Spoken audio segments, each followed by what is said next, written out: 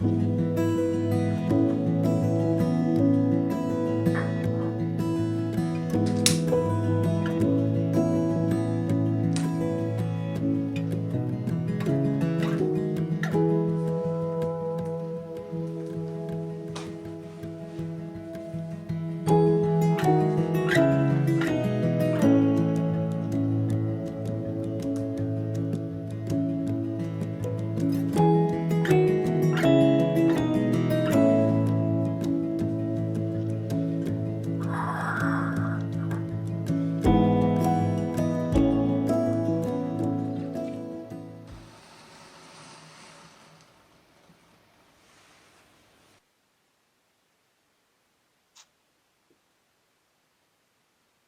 morning. I apologize for not talking to you at all yesterday. I actually did, you just didn't know it because I was having audio issues. I got a new shotgun mic that I was trying out, and I'm not used to turning on a microphone and a camera. And so I turned on the camera and I filmed, and I didn't realize that I had not turned on the microphone until I was completely finished. So everything was silent, including everything where I was trying to talk to you. So I just had to cut those clips out. There's nothing I could do about that. But that microphone is definitely being returned. I swear I just need like a professional camera crew with a boom mic because that's the only way I can get away from having to use this thing to talk to you guys, because the shotgun mic, in order for it to not pick up like a fuzzy humming sound from the camera, I have to turn the microphone sensitivity down so low that you can't hardly hear anything anyway, and it defeats the purpose of a microphone. So I'm returning that, and I guess I'll continue to stick with this. All of my other clips that I film, I can turn the mic sensitivity in the camera up a little bit and film it, and it doesn't pick up a lot of that fuzz. So I guess that's what I'll just keep doing. But I tried. I'm sorry if you don't like hearing the behind the scenes stuff, but that's what's been going on anyway, and that's why I didn't talk to you at all yesterday. So to kind of follow up with you, I went ahead and made the shampoo and conditioner bars. Now the conditioner, here we are. It's not been 24 hours yet, but it's not getting too far from it. And it is still very liquid. And it did say in the recipe that it would take about 48 hours, and it does seem to be the case. I do know that the cocoa butter that is in the conditioner bars, when it arrived in a hot UPS truck, it was completely melted, and it did take a couple of days for it to fully re-solidify in the package. So I'm not really surprised by that. The shampoo bars are just about set up. I mean, they're pretty solid in the bottom. They're still a little soft on top. So by tomorrow, won't be able to use a conditioner bar yet, but I should at least be able to test out the shampoo bar and see what I think of it. I will definitely report back and let you know. If it's not in this vlog, then in the next one I will go ahead and address that, because again, I don't think the conditioner bar is going to be ready to use before the next vlog. So, but honestly, so price, I spent about the same amount of money on the materials to make this as I would have to just buy a new bottle of shampoo and conditioner. However, from the looks of it, I'm getting 3 times as much, or 2 to 3 times as much, because I have 4 shampoo bars, and one of these should last about the same as one bottle of my shampoo. And then the next time I make it, by the way, I will cut that recipe in half, because I have 4 shampoo bars, but only 2 conditioner. So, and I personally, I use more conditioner than I do shampoo. I get like really dry, frizzy ends. So I definitely like to condition it up really well in the shower and let it sit for a little bit. So I always go through conditioner faster than I do shampoo. So this is the complete opposite of how I need it to be. So I'll definitely cut that shampoo recipe in half. Both of them were from the same exact person, and I will link the blog posts for those down below. There's one for the shampoo and one for the conditioner. But yeah, I scented them with rose oil, which is my favorite essential oil. So there's no toxic fragrance in them, and there's only a handful of ingredients in each one. So I'm kind of excited about it, and I really hope that it works out well for my hair. So anyway, enough about the shampoo and conditioner bars. It is Saturday. It is fairly early in the morning. It is 6:45 right now. And it's been kind of a cloudy start, but the sun is finally starting to peek through. So I'm going to go outside now. I want to check on the little baby pumpkin in the front and see if the flower has opened up yet, because if it has, then I want to make sure that it gets pollinated. If you're new here, I've been struggling with pollinators. I have seen a couple more bees and a couple of swallowtail butterflies too in the yard here in the last week. So it seems like we're slowly getting a trickle of a return, but I had a lot of bees in the spring, and then they just disappeared and they haven't been around. and my cucumbers were like withering up and dying on the vine. So I realized they weren't getting pollinated. So I have been hand pollinating everything and just keeping my fingers crossed that the bees will come back because I have plenty of flowers and stuff planted. I have a whole little pollinator garden out there. So they're just taking their sweet time this year. I don't really know what's going on. But anyhow, I'm going to quit rambling on and I'm going to get out to the garden and kind of check on everything, do some hand pollinating. And then after that, I'm going to get dressed and ready and go do my usual Saturday morning errands, meet Michael for coffee. We have a couple of stores that I need to stop at, some groceries to pick up at Aldi's. And that'll do it for my morning, and we'll see what we get up to for the rest of the day.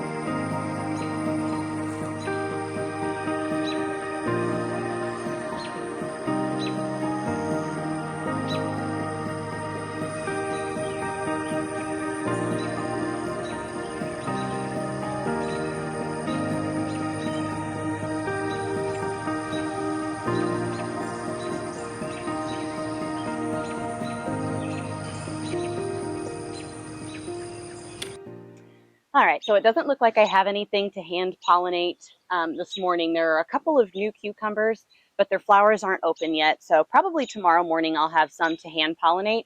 But while I'm out here, I thought I would go ahead and just share with you how to do this because I was talking to my best friend Amy a couple of days ago, and she's doing her first garden this year. And so she's been asking me a lot of questions about gardening.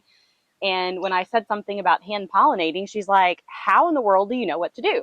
So I was explaining to her that you have to use a little paintbrush and dip into the male flowers and then dip into the female flowers. And she's like, well, how do you know which one's male and female? So I took pictures and showed her. But I thought, while I'm out here, I can go ahead and show you. So I'm mic'd, so I'm just going to go ahead and zoom in, and then I will talk to let you know what you're looking at. All right, so what you're looking at now is a female cucumber. And this is going to be the same with zucchini, pumpkins, watermelons, all of that stuff. The female one is the one that you're going to see some fruit on it. And it's going to be little teeny tiny, and then there will be a flower at the end of it. So it's very easy to tell. And so this one in particular, you can see the flower is still very closed up. It's still very green. Tomorrow, possibly even the next day, that flower will be yellow. It will be opened up and inviting any bees to come and pollinate. I am still going to hand pollinate because I have not seen enough new bees in the yard to trust not doing it. But let me show you a male flower. All right, so this guy right here is a male flower. It may not be quite the best angle for you to be able to see, but the back side of it, there is nothing there but a little skinny stem, so there's no fruit at all. So if you're going to hand pollinate, what you would do is take your little teeny little paintbrush and you would dabble into the stamen on this flower, and then you would go to the stamen on your female flower and then pollinate by dabbing the pollen from one stamen onto the other. And now another thing that I do when I hand pollinate is I will not only use one male flower to pollinate one female, I will do 2 or 3 different flowers just to make sure that it gets plenty of pollen and that it will be pollinated. And I've even seen a couple of the cucumbers that I have hand pollinated have shriveled up. So definitely a good idea to do that just because you never really know. And as you can see, so there's a cucumber just above the right of the screen there. That is one that I hand pollinated. And the way that I know that that one was adequately pollinated, let me tip you up just a little so you can see it better. So the way that I know that one was adequately pollinated is because it is growing. So if it is not well pollinated, it's not going to get any bigger. It's going to shrivel up. It's going to turn yellow, shrivel up, and fall off. And I can show you an example of that as well. So these 2 little baby cucumbers right here were some that they had already lost their flowers before I started hand pollinating. So they're kind of slowly just shriveling up. But if you can see, especially to the one to the left, it's kind of like turning a yellowy white color. So it is not getting any bigger. It won't get any bigger than that. It's just going to shrivel up and then fall off the vine because it has not been pollinated. So if you see a lot of that on your plants, and remember this is going to be anything vining, whether it's a cucumber or something in the squash family, if you see that, it is a very good sign that you are not getting adequate pollination. So you may need to hand pollinate. But yeah, that's really all there is to it. It's pretty simple. But hopefully this has been helpful if you're someone who has no idea what hand pollination is.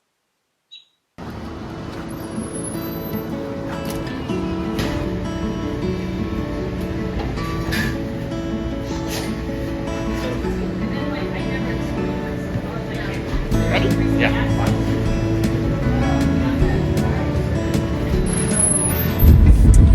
Hi. Sorry for all of the bouncing around. I am on one of those old concrete streets that just, it's bumps everywhere. But a little teeny tiny wrench in our plans for this morning because my low pressure light is on and I checked all the tires and one of them is about 5 pounds low, so I'm gonna guess there's something in it because I have nitrogen in my tire, so it should not be, you know, an air pressure difference. So all of the construction zones I drive through, taking Logan and picking him up and dropping him off with his dad's, I probably picked something up in one of those. So going to the tire shop, dropping off my vehicle, and then we're gonna go grab some breakfast. And then from there, Michael has golf practice because he has a family tournament coming up in a couple of weeks. So he's going to practice with his cousin whose team he is on. And then when he's done with that, we're going to finish up our errands, which I don't have a lot to do today. I just need to go to Hobby Lobby for some washi tape. And then I need to go to Staples to do an Amazon return for that microphone that I am sending back. And then go to Aldi's and pick up some groceries, which I would do while Michael is gone golfing, but I won't have a vehicle. So kind of stinks whenever that happens and I have to sacrifice my car for the day, but I guess life happens, right? So anyway, I'll catch up with you shortly. Eggs over easy. Hash browns, fried apples. Possible sausage and fruit. No plant food for you.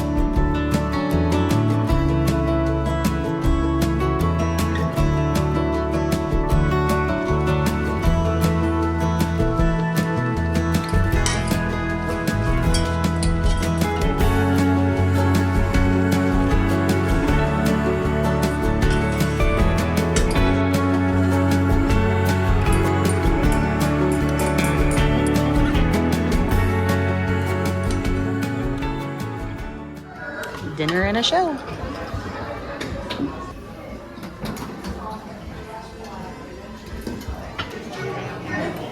Sounds like it's gonna.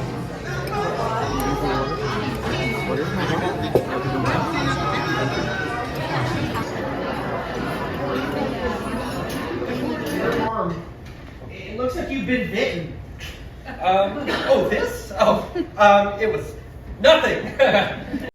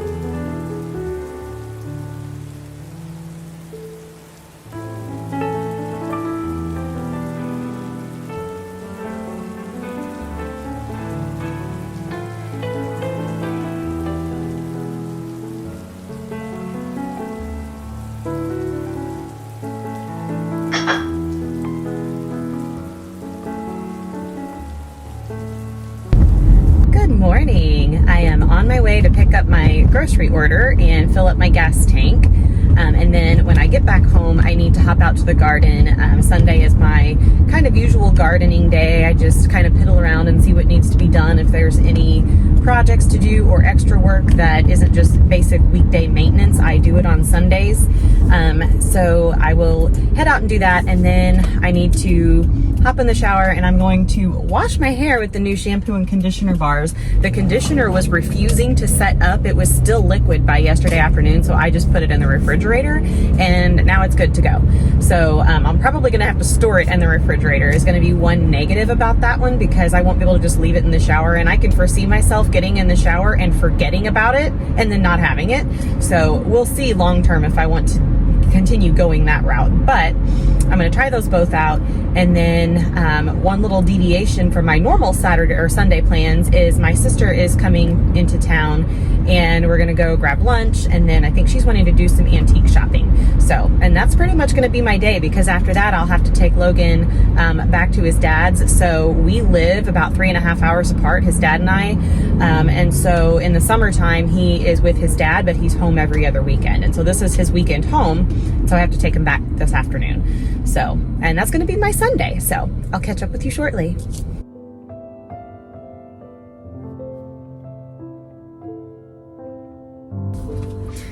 I just realized I left my house and still have my slippers on my feet. I have definitely done that before, and the worst time was when I went to the DMV. But at least this time it's Sunday morning, so there's not many people out, and the only thing I have to do to get out of my car is pump gas, and there will be like one other person at the gas station. So there's not too many people to judge.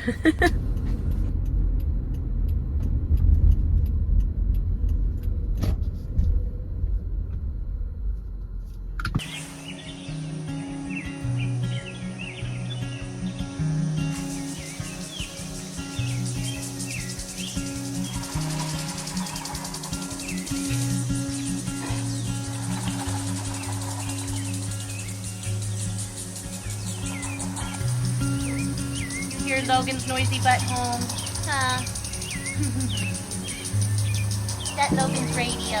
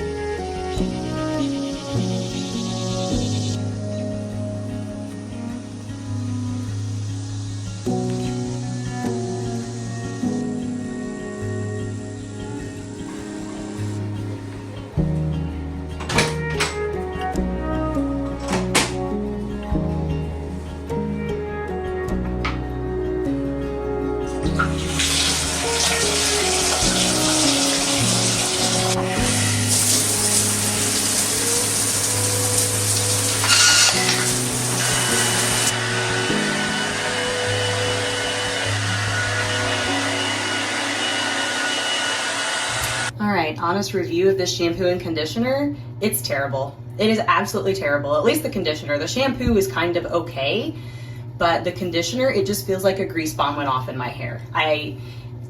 Like you put it in and you felt like you couldn't get it out. And the amount of hair I probably pulled out trying to rinse it. So I'm gonna get back in the shower and I'm gonna rewash my hair with my other stuff, and I'm never making this again. I think that just using, because I have like a plain Castile bar soap that I use for like body wash, and I think if you wanted to do like a bar soap, that would work great for a shampoo. But for conditioner, that stuff is absolutely awful. So I will definitely never make the conditioner again for sure. So it's just got like a really weird, filmy, greasy texture, and you can't get rid of it. I was hoping that as I dried it, it would change, and it didn't. It feels like if you have ever taken a shower, conditioned your hair, and then forgotten to wash the conditioner out, that is what it feels like. So I'm gonna go wash all this stuff back out, and we're never doing it again. All right, I'm letting my hair dry for just a couple minutes in this before I go and blow dry it again. But it took about 3 washes to get all of that conditioner out. I'm pretty sure you could coat yourself in that conditioner and walk through Chernobyl without any other protective gear and you'd be just fine. So I am pitching that conditioner in the garbage. It is awful, awful, awful. Like, I think that cocoa butter that's in it, it just does not want to come out of anything. Now the shampoo, I probably won't use it as shampoo, but I do think it would make a really good soap for like washing your hands, like a hand soap, or even body wash, especially if you have dry skin, because it has some cocoa butter in it. I think it was just like a couple teaspoons or something, so it wasn't a ton. But it definitely had a little bit of a residue that you could feel that I think would be really beneficial, especially in the wintertime, for dry skin. So I will probably hang on to that and actually use it for like a hand soap. But the conditioner is going straight in the trash. And the search is still gonna be on for finding a natural shampoo and conditioner that I like. Right now I'm using Avalon Organics, and it's okay. The shampoo is good. But it's always the conditioner that it is really, really hard to find a good conditioner because, you know, like this bar one I just tried, obviously that one was terrible for reasons I've already shared. But then the liquid ones that I get, they feel like you're not even putting conditioner in your hair. So I don't know. I don't know what I'm going to do for that. I have a like red hair conditioner that I mix a little bit in with the natural conditioner. So I'm not getting as much of the toxic stuff, but right now I feel like toxic conditioner is the only thing that really works in hair, and I'm desperate to find something. So if you have anything that you use and you really love it, please recommend it in the comments. But now I'm going to go dry my hair, get dressed, and probably do a little bit of video editing before my sister gets here. So I'll see you soon.